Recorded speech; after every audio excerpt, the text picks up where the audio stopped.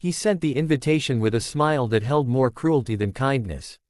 To him, it wasn't an olive branch or a polite gesture, it was a calculated move. Daniel Carter wanted his ex-wife to see what she had lost. The gold-embossed wedding card announced his union with a younger, wealthier woman, hosted at one of Chicago's most luxurious hotels. He imagined his ex-wife, worn down by poverty and single motherhood, walking in embarrassed and small. He wanted witnesses. He wanted her shame to be public. Inviting her felt like the final victory in a divorce he believed he had won long ago. Years earlier, Daniel and Emily Carter had been inseparable. They met in college, built dreams together, and married with nothing but hope. When Emily became pregnant with triplets, Daniel panicked. Medical bills rose, responsibilities doubled, and his ambition began to rot into resentment. He blamed Emily for the life he felt trapped in. When a high-paying job opportunity came with strings attached, long hours and zero patience, Daniel chose his career. The marriage cracked under pressure, and when it broke, Daniel walked away with lawyers, loopholes, and excuses, leaving Emily with 3 newborns and a heart full of disbelief. Life after the divorce was unforgiving for Emily. She moved into a small apartment on the outskirts of the city, working 2 jobs while raising the triplets alone. Nights blurred into mornings, exhaustion became routine, and loneliness settled deep in her bones.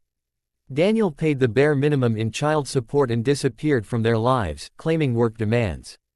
Emily cried quietly so her children wouldn't hear, then wiped her tears and kept going. She promised herself that no matter how hard life became, her children would never feel unwanted or unloved. The invitation arrived on a rainy afternoon. Emily stared at it for a long time, unsure whether to laugh or cry. She immediately understood Daniel's intention. Every cruel memory came rushing back, the abandonment, the silence, the struggle. For a moment, she considered throwing the invitation away. But then she looked at her children, now 6 years old, bright-eyed and curious. Something shifted inside her. This wasn't about Daniel anymore.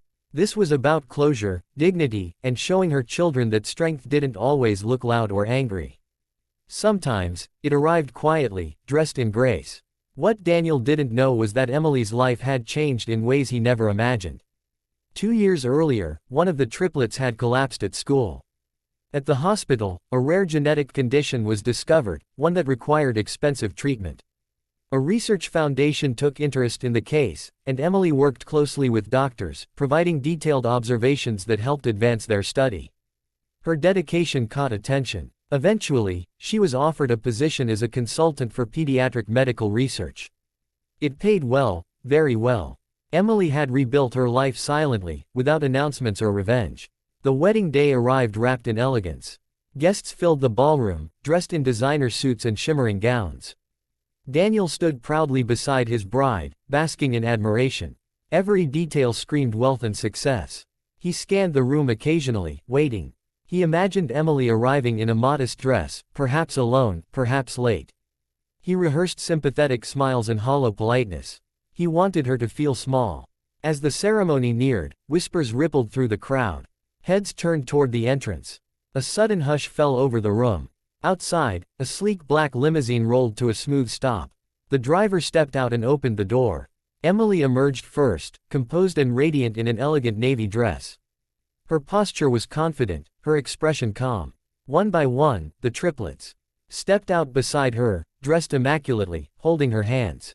Gasps filled the air. Phones discreetly lifted. No one spoke as they walked inside, their presence commanding attention without a single word. Emily didn't rush. She didn't hesitate. She walked forward like someone who belonged anywhere she chose to stand. Daniel froze. His smile collapsed, replaced by disbelief. This wasn't the woman he remembered, the exhausted, overwhelmed mother he had left behind. This Emily looked powerful, unbreakable. The children looked healthy, happy, and confident. He felt the room shifting, eyes darting between him and his past.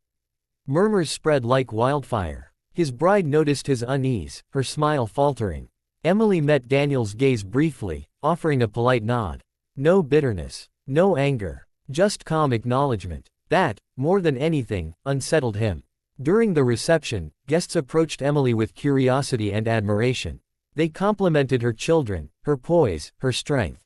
Some whispered questions she answered kindly but briefly. Daniel watched from across the room, feeling exposed. When Emily finally approached him, it was with grace. She congratulated him sincerely. Then one of the triplets looked up and asked, loudly and innocently, "Mom, is this the man who helped make us?" The room went silent again. Emily smiled softly and replied, "Yes, sweetheart. He's your father." Daniel felt his chest tighten. Emily turned to him and spoke calmly, her voice steady. She thanked him for the invitation and said she wanted him to know the children were thriving. She mentioned her work, her independence, her happiness. There was no accusation in her tone, no bitterness. Just facts. Truth delivered gently but firmly. Daniel tried to speak, but words failed him. For the first time, he felt the weight of what he had abandoned. Not just a wife, but a family, a life that flourished without him.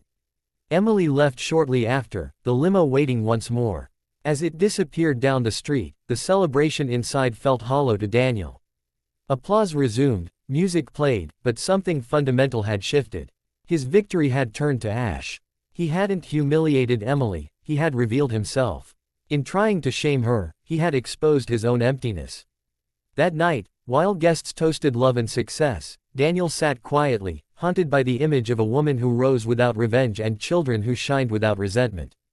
Emily returned home to laughter and comfort. She tucked her children into bed, kissed their foreheads, and smiled to herself. She hadn't gone to prove anything. She had gone to close a chapter. Strength didn't arrive in a limo, it had lived in her long before that day.